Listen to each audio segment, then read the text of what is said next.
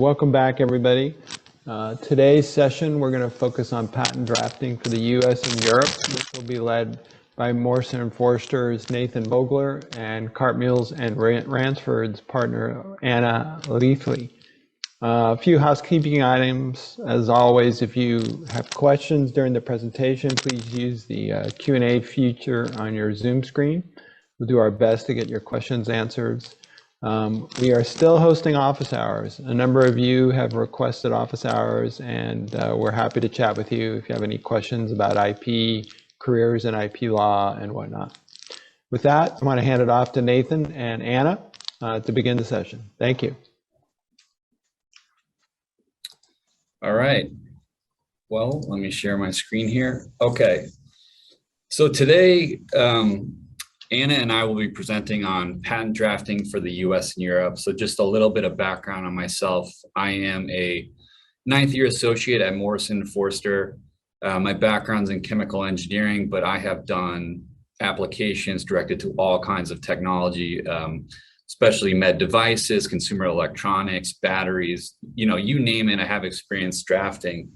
And the reason why I'm doing this presentation today is because a lot of times, even though I'm very familiar with US patent law and practice of drafting in the US, other countries have a little bit of nuances that are not quite the same as the US. And so a lot of times we have to reach out to our foreign associates and ask them questions or have them take a look at our drafts to make sure that the applications that we're filing are going to be ready for examination in these different countries. And the number one that I often use is Europe, for example. And so I'd like to introduce Anna, who's a colleague of mine who I've worked with quite a bit. So Anna, could you just tell a little bit about yourself?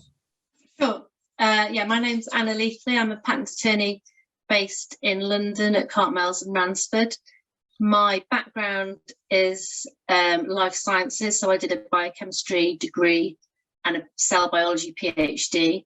And now I draft and prosecute patents in the general biotech field.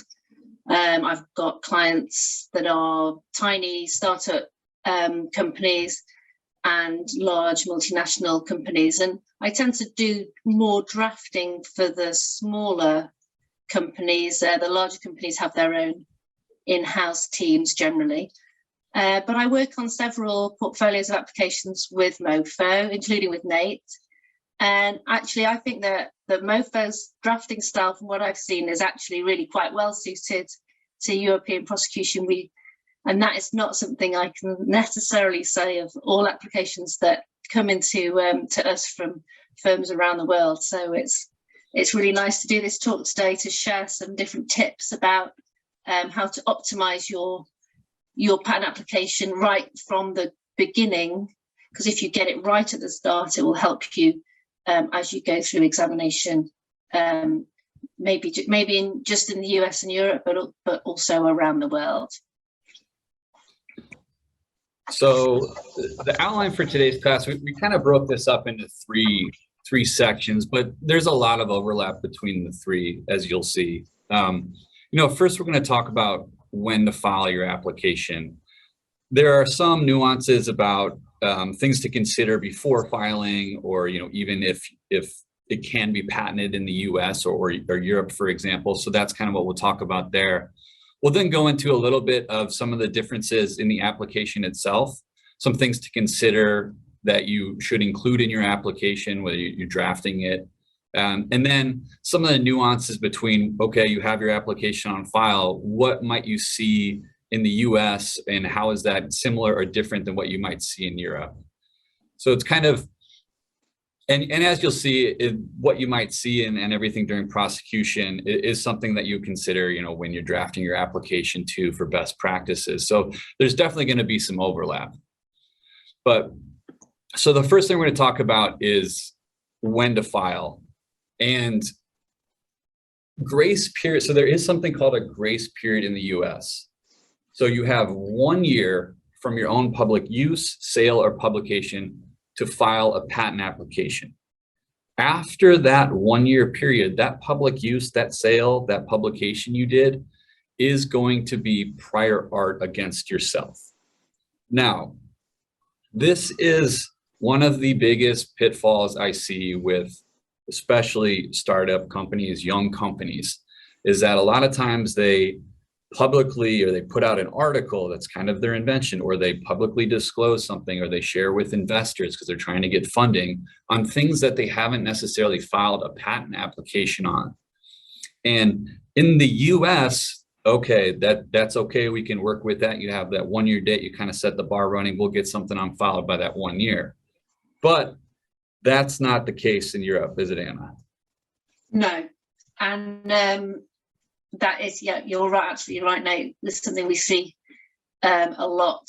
So in Europe, your prior art, so the published material that you have to be novel and inventive over to get your patent, is from your priority date, and it's, even if it's your own publication or somebody else's publication, it doesn't matter. You have this grace period to take advantage of. There's limited exclusions in case of abuse, whereas somebody's maliciously published your invention or obtained it without your consent and published it, or if you exhibit at certain special international exhibitions. But there's almost no international exhibitions that satisfy those requirements. So if you do want to obtain patent protection in Europe, then the best thing to do is to file before you make your disclosure.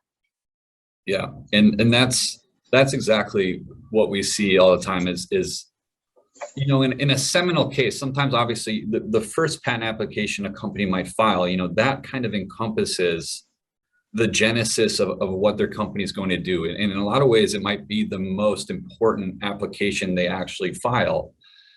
And a lot of times they have already disclosed that in the US. And so all of a sudden, unfortunately, they can only get that, seminal protection in just the US.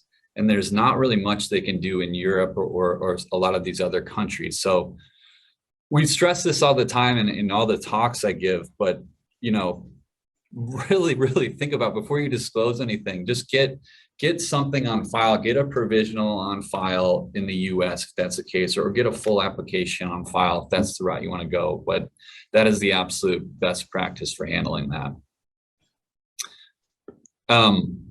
Another little nuance that we see between US and Europe is that in the US, absent an agreement to the contrary, the inventors themselves are going to be the owners of the patent. So let's kind of take a step back there. If you think about a major company, like, I don't know, Amazon, Google, okay, every one of those employees have already signed an employment contract, and those employment contracts, I guarantee you say, just by nature of my job here, I automatically assign any invention I might come up with to Google. And so in that regard, they're kind of already covered. But where you see this come up a lot is startups, or maybe the company hasn't even really formed yet. There is no employment contract. There's really probably not even agreements between other people. But all of a sudden, you three of your friends, you're in your garage, you have an idea, you file a patent application on that. And now you have this patent that three separate people own, and they each own an equal undivided interest in it, and they might not get along or have the same vision of what a company is. And then all of a sudden you're dealing with this issue of how exactly do we get this patent from this person who doesn't want to work with us, even though they own a full right in it. So it's something definitely to consider and think about, is how exactly you're going to manage IP and figure that out up front. That's just something that's very important. And Anna, how does that come to play in Europe? Yeah, I mean, very much the same in terms of the fact that employees will have their rights in general be owned by their employers. Unlike the US, the EPO doesn't really care who owns a patent application, and the EPO is not going to look at whether you as a company or you as a group of people are entitled to that invention. and anybody can actually file a patent application. Where it becomes a problem is that once the patent grants, somebody, say Nate filed an application to my invention, I would be able to, in the UK, for example, seek revocation of the patent on the basis that he had basically stolen my invention. So it comes in for a kind of means to revoke and get redress if you've stolen somebody else's invention. But where we see it really, really often causing problems is where you have a provisional application and a PCT application where there's some kind of untidiness between those two applications. So this comes up a lot in oppositions. And if the PCT application is not filed in the name of the provisional application or their successor in title, then the priority claim can be invalid, which often has repercussions for prior art, make the patent invalid if the inventors followed Nate's advice, filed their provisional, published their invention in full, and then filed their PCT a year later. So there was a really high profile case in the last couple of years. The Broad Institute's CRISPR patent was found to lack novelty because they lost their priority entitlement because they'd messed up the applicants. The applicants didn't line up between the priority and the PCT, and that's something that's much more fixable in the US, but at the EPO it's really hard to fix. And we spend a lot of time. Nearly every opposition has a formal priority aspect to it. Yeah.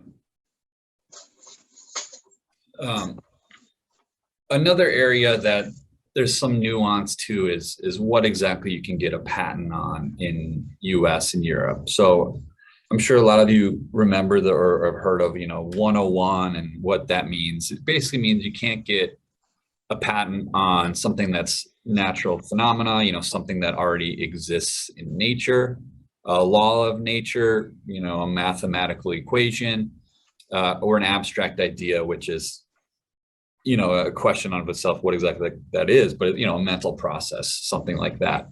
So, but there is an exception in the US, and this is just an area that's always changing and has been changing over the past 10 years, is what exactly is eligible and what's not. And something that was eligible in 2007 is no longer nowadays. And, that is what it is, but you can try and couch these not eligible subject matters in a way that has a practical application to everything. So basically, or just for an example, if you take a mathematical equation and, okay, you can't just get a patent that says, hey, this mathematical equation, but you can get a patent on using it. Maybe you use this math equation, and then if the output meets a certain threshold, I don't know, you start an oven or a door opens or your product's ready, basically incorporating that into a practical application, you can get patents on those things. And another topic I wanted to touch on is methods of treatment are allowed in the US, methods of performing surgery, methods of treating a disease, and things like that. You can get patents on those, which there is a little bit of a difference between us and Europe in that front. Yeah, absolutely. I think there's a lot of excluded subject matter in Europe too. On my slide, I didn't focus on things like software and mental acts and mathematical methods. I focused on things that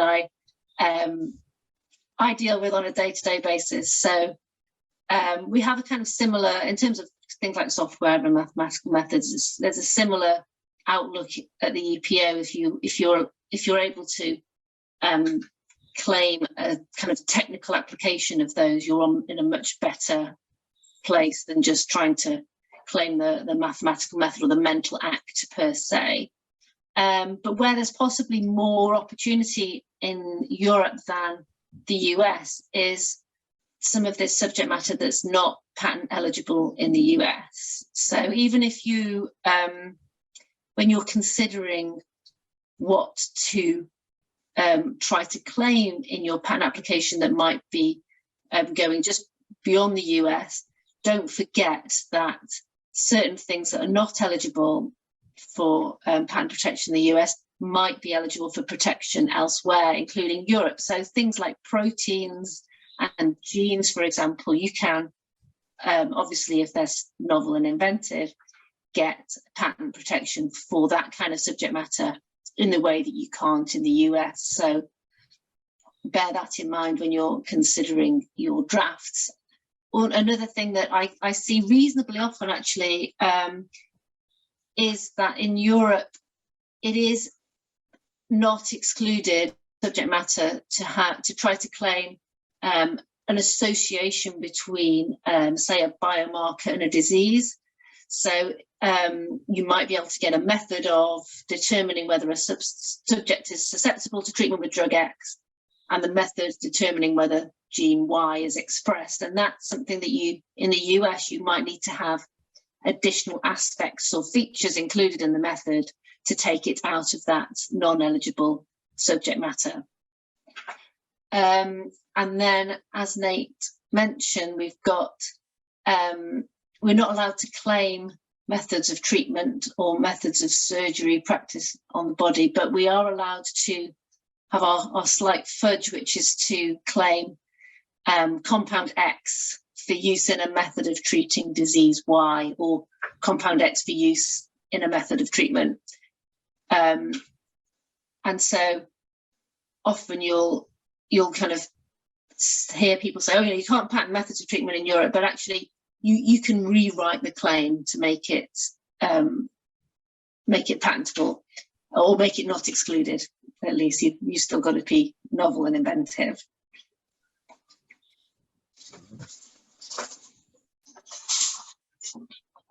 Now we're going to talk about, the application itself. Like I said, I am by no means an expert in European patent law. I respond to office action rejections from the European examiners all the time, but a lot of these nuances, I would rely on Anna. If I'm writing a patent application and Europe's a critical place to pursue protection for one of the clients, a lot of times I will have Anna review my application and have her point out some areas or some language in there that might be problematic later on during examination. So it's at this stage where we kind of really lean on Anna and her team on making this application as best we can before filing. So yeah, I mean, and likewise, we often get our important drafts reviewed for when the US is going to be an important market, which it often is. So the first thing that is a really important thing to think about in terms of when to file, as well as what to include, is data and exemplification of your invention. And it does build on this question of when to file. It's obviously, as your invention moves from a conceptual invention to something that you've put into practice, you're generating, data, working on it, refining it, and so on. And so when is it ready? When is it going to be ready to file a patent application? There's a really kind of delicate balance to be struck between too early, you don't have enough data to support your invention, and maybe if you leave it too late, you've got the perfect set of data, it's too late because your competitors filed their patent application, and now you've got to deal with that as well. But in general, the more data, the better. The more evidence you have that your invention works, the more evidence that you have of variants within the claim scope that work, and the ways that you can switch things up but still have your technical advantage, the better. And it kind of falls under two main subject headings why you need data in Europe. The first is sufficiency, which is the requirement that the skilled person reading a patent must be able to put the invention into practice. They've got to be able to work the invention.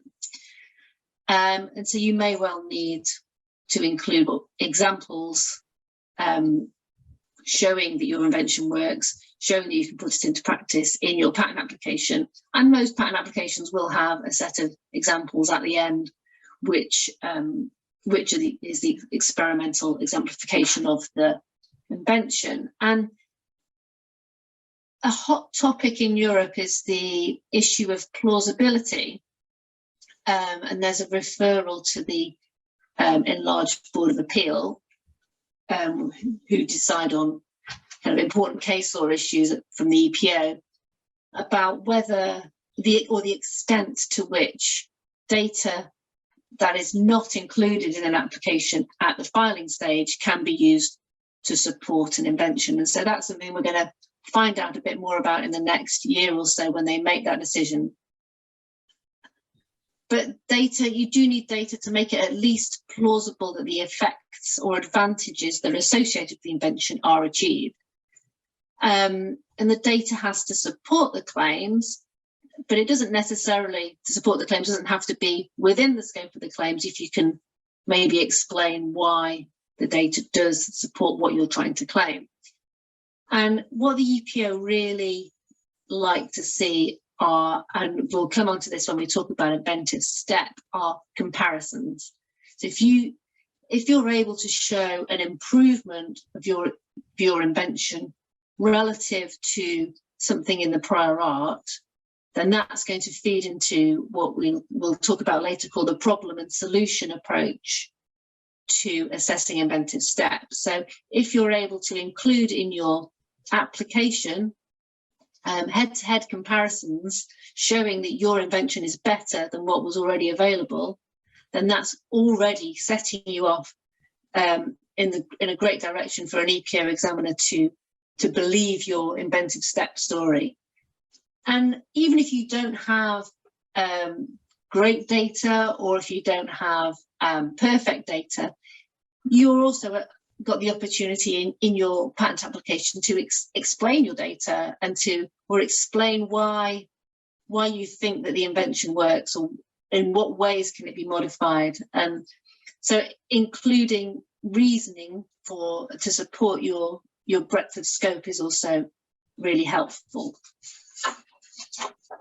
Yeah, and to kind of piggyback off that, data, examples, testing is also extremely important in the US. And we'll often tell our clients, the more data you can give us, the better.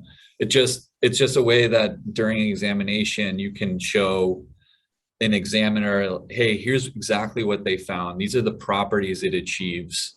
And also, as you said, head-to-head comparison data, if you can really show that, look, based on that or how putting these ingredients in there, they thought they would get this because this is what it showed in the past, but actually when they add in this other one, they get a spike in this property or whatnot is extremely valuable. And examiners love to see that type of data in an application. It's easy to point to during prosecution, and it's a lot harder to after the fact, although it is allowed in some circumstances to get some after the fact data. It's just so much easier if it's in the application itself.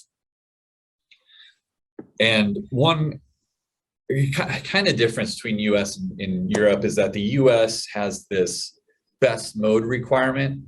It's gotten nerfed over the years, but it essentially requires you to disclose the best way of performing your application. And there's no such requirement in Europe on this.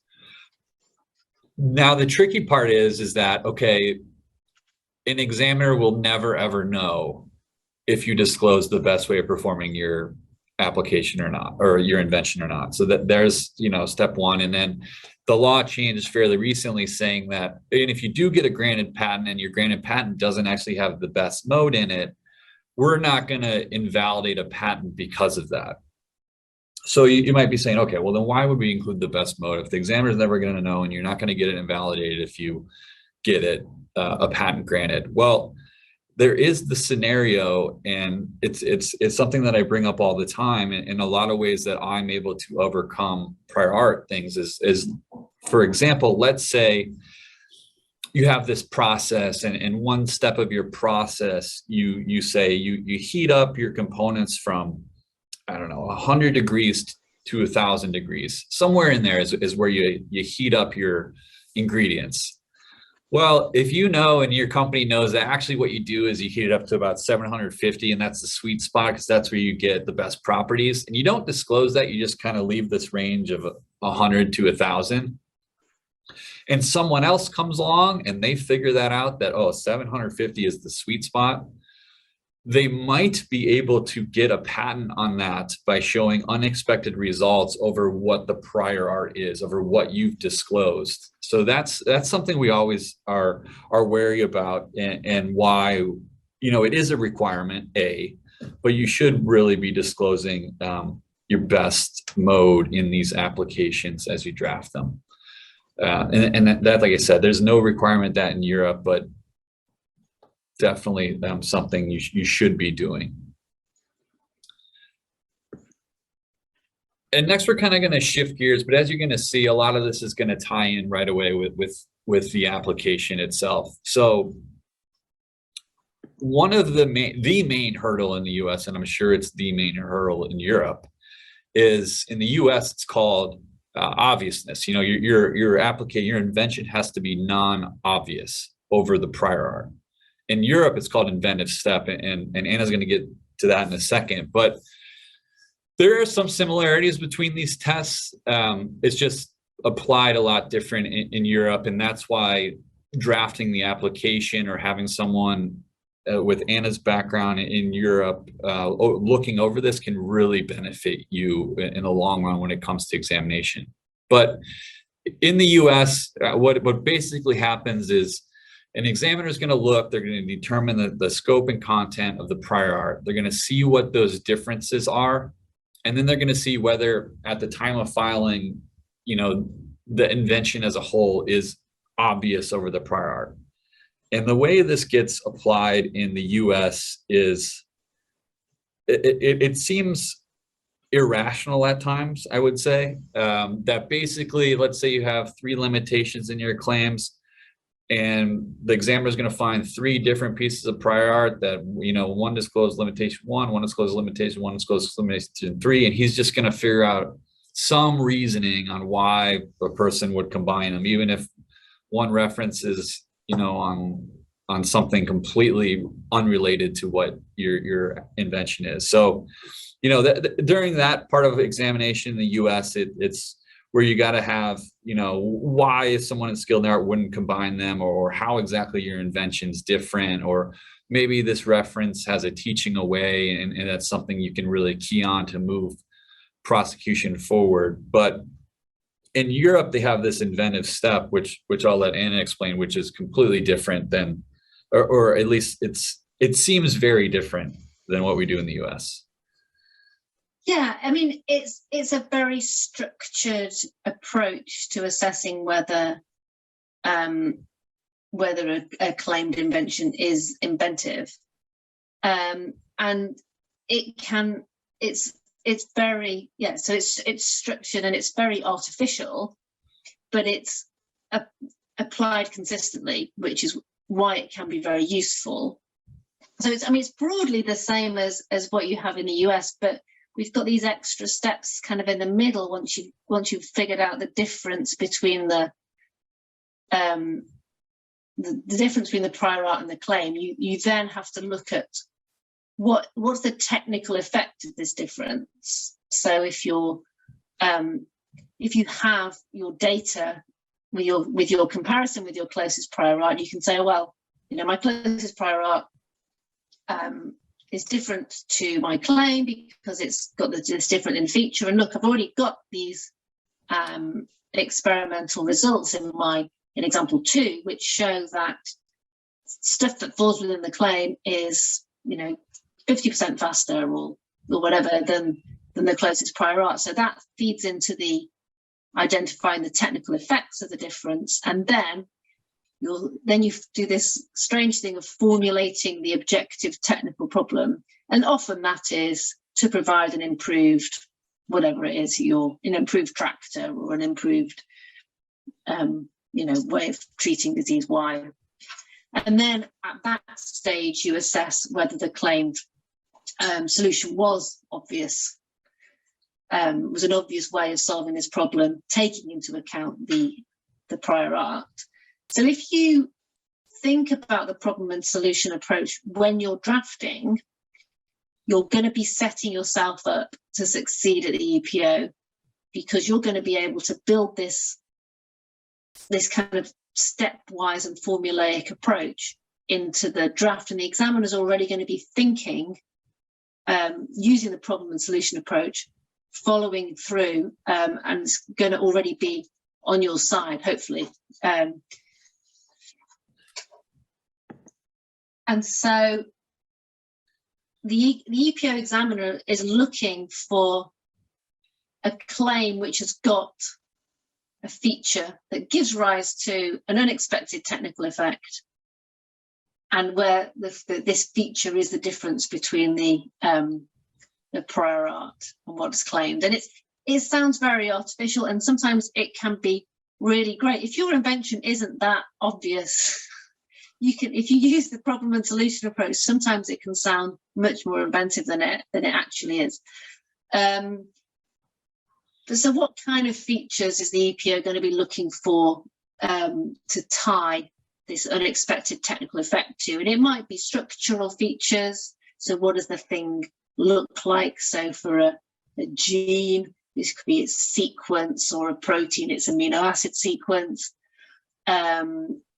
Functional features, and these might reflect the technical effects supported by the data. So if you've got an example where you've tested your protein and you know that it can catalyze a particular enzyme reaction, and you can put in a bunch of functional features that talk about this reaction, or this reaction being achieved at a certain rate or under certain conditions, or better than using a different enzyme, and so on. So you can build all these functional features as fallbacks in your description in case you need to put them into your claim.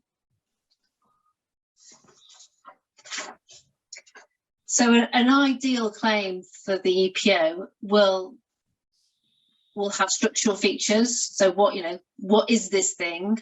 I obviously used, based on my background, I've used an example of a new mutant enzyme having a technical effect. So for your mutant enzyme, you might have its sequence, so a sequence identity to a particular enzyme or gene sequence. Or if it's a mutant enzyme that's based on a known enzyme, but you've done something clever to it, maybe you've identified a particular part of it to inactivate. Maybe you say it's this known one, but with domain Y inactivated. So that's the kind of examples of structural features that you might use to define your invention. And then you would have built-in functional limitations. And so you would have, what does this thing do? What does it achieve? How does it achieve it? And you would include those to be broadly in line with what you have shown in the example. So if it's catalyzing a reaction to produce, I don't know, alcohol much faster, then you can include that as a functional feature in your claim. And then if your examples provide particular conditions or ways to measure the output, you can include that as well. Perhaps wherein product X is produced, where an X amount of product Y is produced in an hour, and then wherein it's measured according to this protocol. So all these things are layers of fallbacks that you can include, so that if they're in the description, then you have the opportunity to include them in the claim. yes, some more examples on the slide for other types of fallbacks that you might want to include for my theoretical example of my mutant enzyme. So maybe your mutant enzyme works on particular substrates or products particularly well, so you can include a fallback for that. Or maybe it works, maybe you've tried it in a particular cell type, so include a fallback for that. So everything that you have, you can envisage for your enzyme or your product, include those things as fallbacks, but particularly try to tie them to your technical effect as demonstrated in your examples. And as you go through the drafting process, it's useful to think forward to what your narrow claim would look like if you had to have a narrow claim that defines your product or your method or whatever quite precisely. What are all the features that you would have, and try to include a fallback that has all of these key combinations of features together, disclosed together, and we'll come on to why that might be important in Europe as we move through the slides. So, you know, as Anna just pointed out, this thing called added matter in the US. So basically, you know, you file your application, you can't just out of nowhere add more stuff to your application during prosecution. You can't do that. You can't add stuff to the claims. Everything you're adding to the claims has to be supported by the application that you filed. And where this is the number one thing that I experience where I butt heads the most with Europe and European examiners is that they are so much more strict on having explicit disclosure, and we're going to walk through some examples so you can kind of get a taste of what I mean, than the US. So like I said, in the US, you have your application on file. You see that there's prior art brought against it, and you know, a lot of times when you file these applications, you know what the main prior art is. You know, you've talked to the inventors. They say, oh yeah, this is kind of how it's always been done. However, we're doing it this way, and this is how our thing is different. And that's kind of how you shape your application, is you're really trying to hammer home those differences and provide a ton of disclosure on how exactly yours is different than what you know.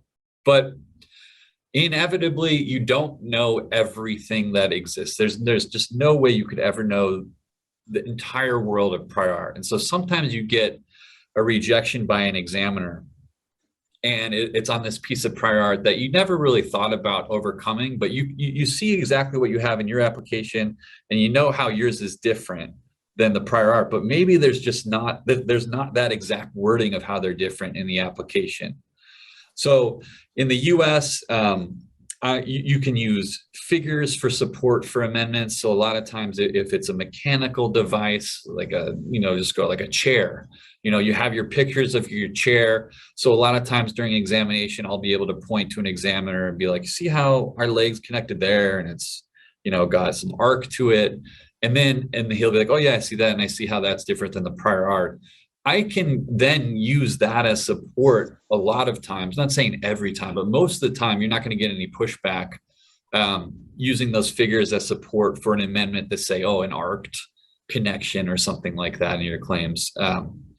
And another way that it comes up all the time for me is I handle a lot of different material science applications or pharmaceutical compositions where one ingredient in this composition has a certain weight percentage of it. So for example, let's say I currently claim a weight percentage of an ingredient of 5 to 20. And that's the support I have in the application, is 5 to 20.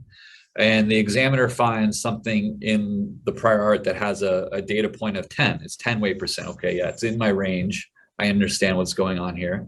And I don't have a narrower range in my application because I don't know, I didn't draft it properly or whatever, but I do have a data point maybe in one of my examples that's, oh, it's 15%, you know, maybe I have 2, or maybe I have a 15% and a 17% and a 20 or something like that. I have been able to successfully use those data points as kind of a new range, so to speak. So maybe I'll amend that range to say 15 to 20. And hey, my support is that I have these examples that have 15%, one's 17% and one's 20 or something, or just use that as a jump off point to then go ahead and add a new range that might necessarily be explicitly disclosed in that application. So those are kind of two examples where I've been able to, in the US, where they're not stringent, saying like, oh no, you didn't specifically say an ARCed connection in your application. You can't do that. But I've been able to use figures, examples to modify the claims in a way that in the US at least have been deemed to be fairly supportive. But how does that play out in Europe? Yeah, not that well. So the EPO is notoriously strict when it comes to amendments that you can make during prosecution. So particularly if an amendment that you want to make is not in the claims that you filed. So if you're including a feature that was one of your fallback claims into your main claim, that's generally okay. But if you have to go fishing around in the description for features, it gets harder. And what the EPO examiner is looking for is direct and unambiguous disclosure of the combination of the features. So it's not even enough, using Nate's example, it's not even enough that his data point, his 15%, is mentioned in the description, even if that figure is that number is mentioned in the description. If it's not mentioned in combination with all of the other features of the claim, then you may face an added matter objection. And this strict standard comes in not just for added matter. So the EPO will say you can only make that amendment if there's direct and unambiguous disclosure of a combination of features, but also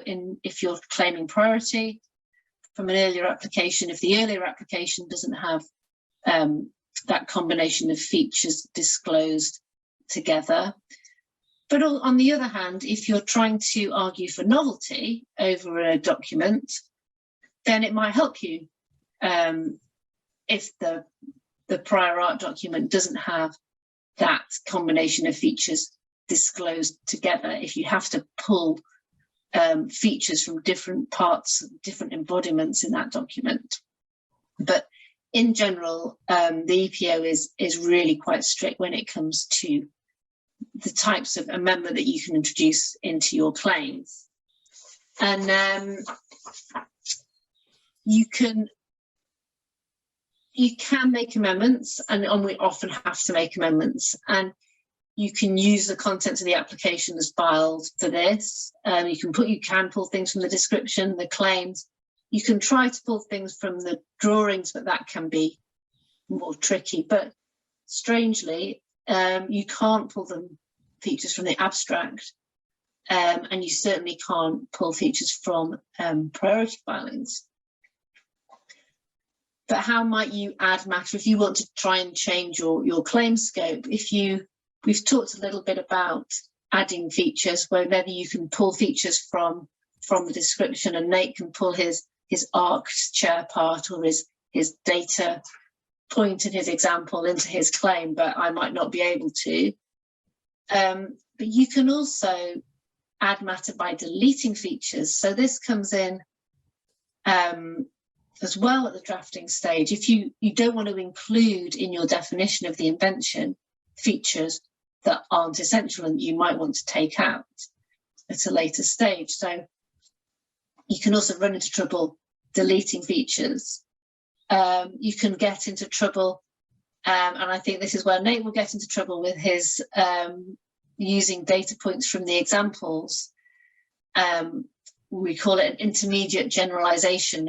If you take a feature without all the other features with which it's associated in the application as filed and include it in a claim, then you can also get an added matter objection from that. But in particular, and we see this a lot with broadly drafted patent applications, making a new combination of features, and in particular, if you think you're trying to cover all your options for your fallback positions, and you include a long list of alternatives for feature 1 and another long list of alternatives for feature 2, and then you pick your favorite one from each list, then that can give you an added matter problem as well. And that's on this next slide. So if we had claim 1, which is all my examples are cells, sorry, a cell comprising 2 features, X and Y, and then we've provided a list of alternatives for X, A to G, and we've provided a list of alternative features for Y, H to N. So that was our starting point.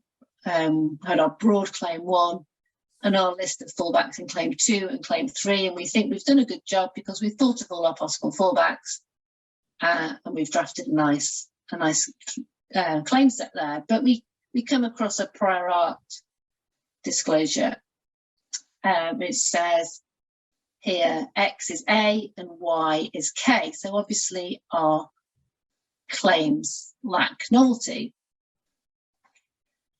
So what are we going to do to amend our claims? So if we amend claim 1 to specify that a cell comprising X wherein X is B, that's okay for added matter because you're just making one selection. Another way to do it might be to say, to import a feature from claim 3 and to specify that Y is M. So a cell comprising X and Y where Y is M. That would get rid of our novelty problem, and it wouldn't cause an added matter problem necessarily.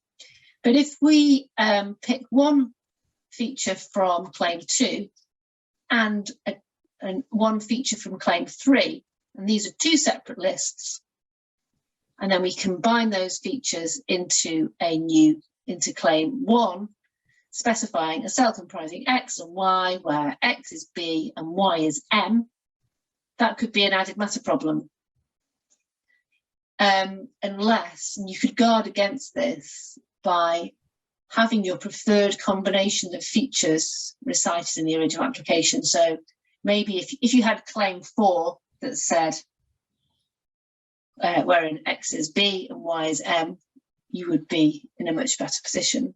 So the EPO is strict, and it's strict in sometimes unexpected ways. So you might think that that reciting this list of alternatives for X and Y would be enough, but in many cases it's not, and you're going to need to have the combination of features specified in the application as filed to be really safe for added matter. Yeah. And that's, sorry, go ahead. No, I was gonna say, and that, that's a big difference between US drafting and drafting for the EP, is that in the US, if you had this list or this claim 2 and claim 3, you're probably not going to have any problem making that new claim where X is B and Y is M, because you have support for X being B and you have support for Y being M. So that would be your argument that, hey, it's there. That's not an issue whatsoever. And it's one of these things that we're going to touch on this again in a little bit, but the importance of having a very well written application, we're talking about a lot of things that you need to consider when you're drafting this, and a lot of this just takes years of experience in handling these things, and knowing that, my best practice, if I was going to write this claim set, was probably to have claim 3 be dependent off claim 1 and 2, so that I'm 100% covered on that and there. And it's just things like that putting yourself in a good position, whether that be having a actual patent attorney draft these applications, or having having a lot of people double check it and things like that. can really put you at an advantage when it comes time for examination, and just being able to avoid, a pitfall like this that would be so easy to avoid in Europe if you had just added another sentence that literally just says, and why, or adding an and at the end of a sentence to combine two things, or, even putting claim 3 as dependent of claims 1 and 2, which is literally just 2 keystrokes, can make the difference when it comes to prosecuting in different jurisdictions that have a little bit stricter rules than they would in the US. So, Hey, Nate, yeah. got a question for both of you. Okay.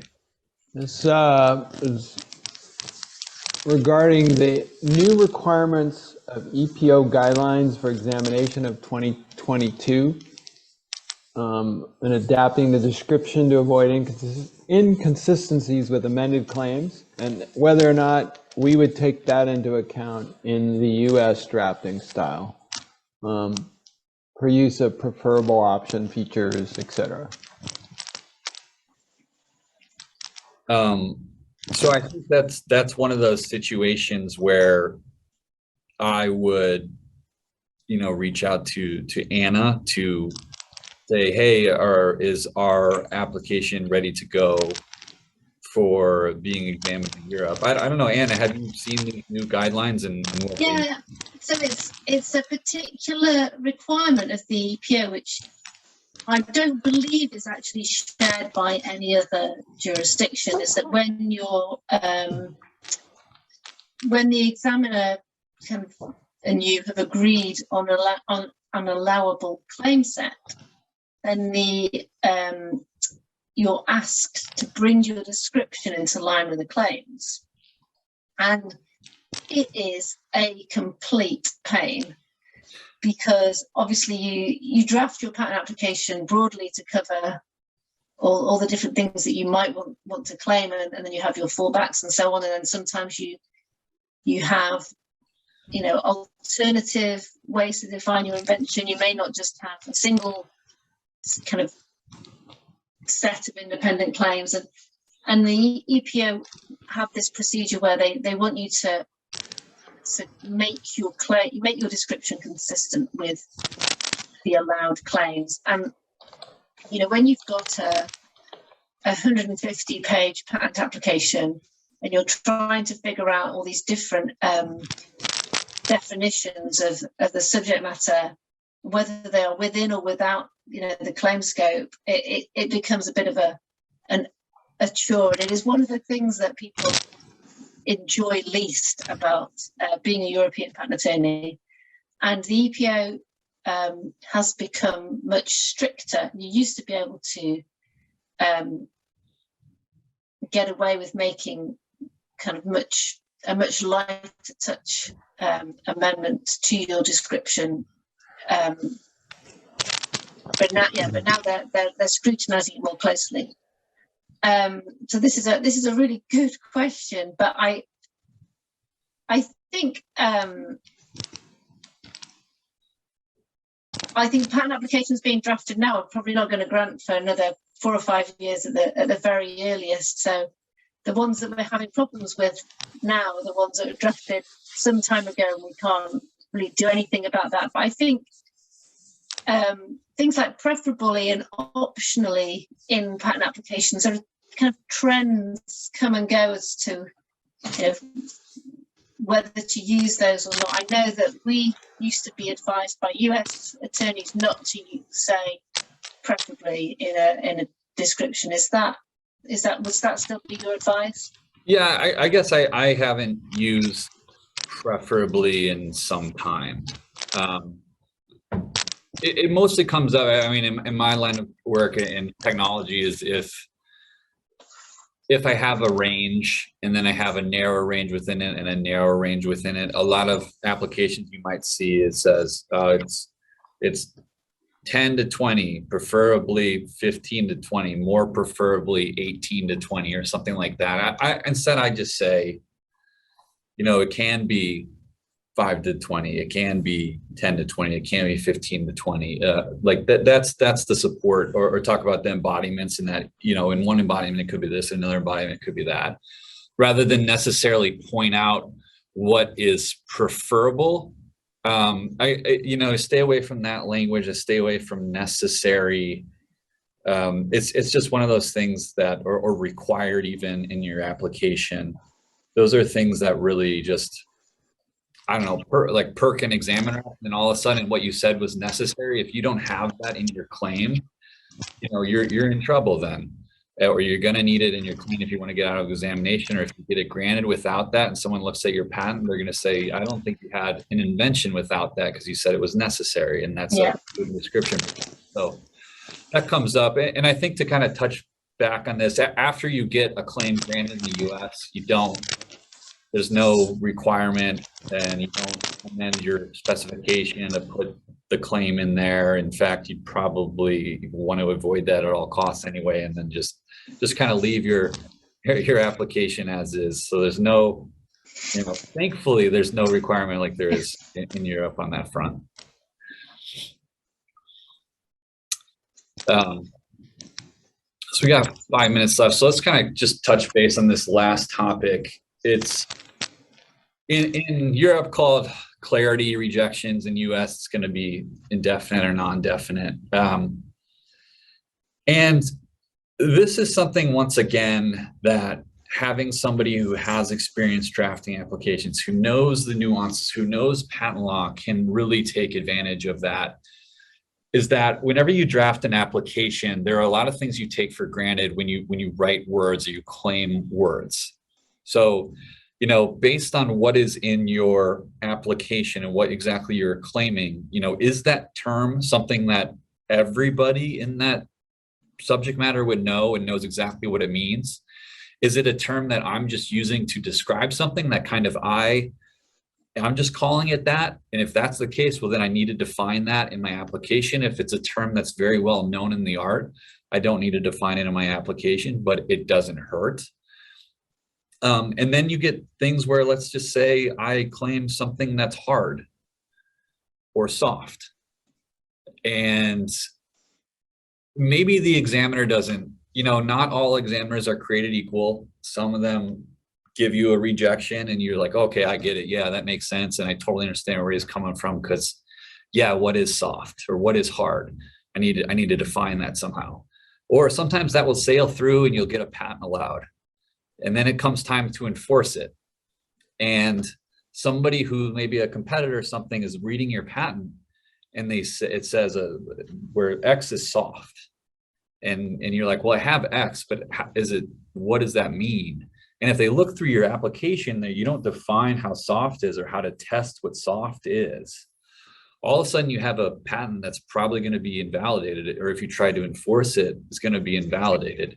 So it's, you know, it's one thing to get an application granted at the USPTO, and then it's a completely different thing to enforce that application in courts when you have another side who has, you know, also well-seasoned attorneys and knows all these various things. So that's why, you know, we've been preaching this the whole time, that really drafting an application, or having someone draft an application who knows all these nuances, who can see all these potential pitfalls and knows that, hey, we claim this property. Do we describe how we test this property anywhere in the application? No. Well, we need that so people know exactly what we mean when we talk about this property. So those are things that you know, we come across all the time as far as drafting and how to avoid these things, or defining what terms are. You know, a lot of times we might call something a manifold. Well, depending on what art unit you're in, a manifold means something different. So, you know, clarifying that, or making sure that there's no ambiguity on what exactly a term that you're using or claiming means is really important in an application drafting. And I know that is, Europe kind of comes up a little bit more in examination. Yeah, absolutely. These examples about thin, strong, and about are I've taken from the EPO guidelines for examination, and you will get objections to relative terms and imprecise terms during patent prosecution, but you won't be able to challenge a patent per se for having an unclear term in it. You can use an unclear term to argue that the claim is broad and therefore encompasses some prior art and is therefore not novel. But the fact that a claim is unclear is in itself not a reason to, not a ground under which you can oppose a patent or revoke a patent once it's been granted.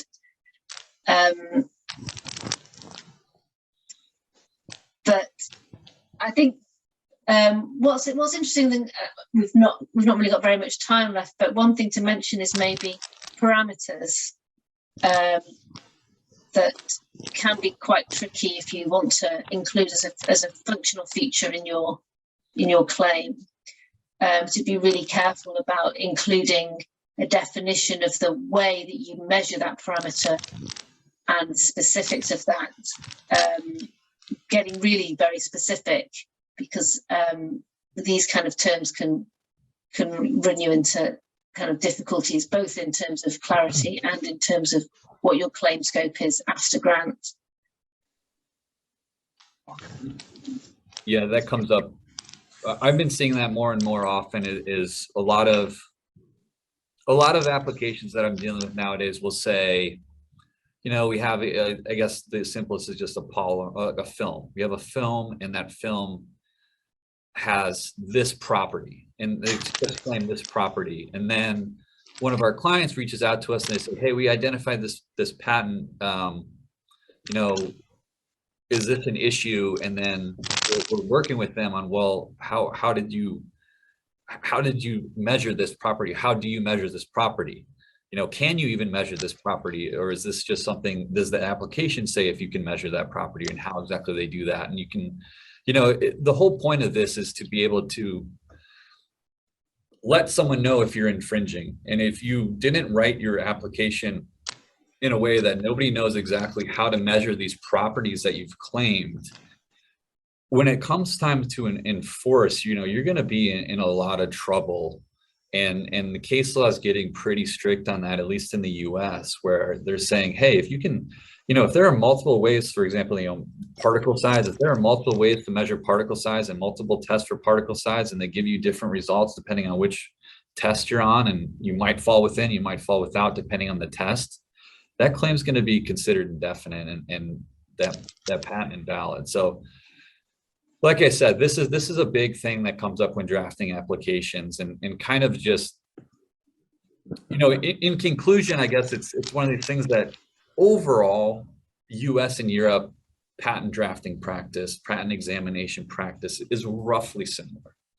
There are nuances, there are, you know, even the same things, but they're called something different, and you'll see these. But, you know, a well-written application is going to have probably no problem in US and Europe. And a lot of these things that we take into account, whether it's just, I'm just focusing on US specific, is going to cover you in Europe anyway, and vice versa. So it really comes down to having, you know, taking the time to get your application right before you file it. And I think that's, I don't know, Anna, you got anything to conclude on that front? Yeah, I think that's the most important message. Take the time, spend the money to, at the beginning, you're going to get your investment back when you're not on your 5th US official action or your 17th. Well, you won't get 17, they'll refuse it before you get 17 EPO official action. That would be, yeah. That's great. Great advice from both of you. Thank you both. Thank you, Anna. Thank you, Nate. We'll let Anna go to sleep as it's late in London time. And thank you both. Thank you, everyone, for attending. We'll see you next week.